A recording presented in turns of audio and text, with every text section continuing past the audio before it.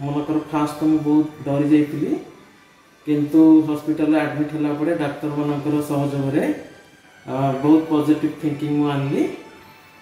खास कर doctor SC Sahu जी कि मोर कंसर्न डॉक्टर थिले आउ डॉक्टर गुरुदत्त सार जी मत बहुत कोऑपरेट करछन्ते एवं डायरेक्टर सार ताको अशेष अशेष धन्यवाद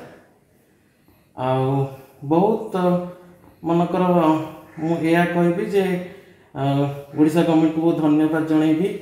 ताकर बहुत सहयोग ताकर ए फ्री ट्रीटमेंट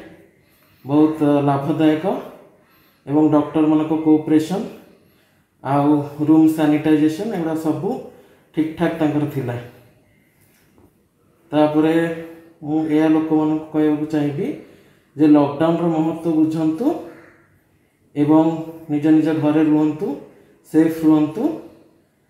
आउ पॉजिटिव थिंकिंग रखंतु एवं पैनिक होंतुनी माने जो डरटा कोविड-19 प्रति अच्छी बेसी डरंतु नहीं ताकू बुझंतु एवं प्रतिकार नियंतु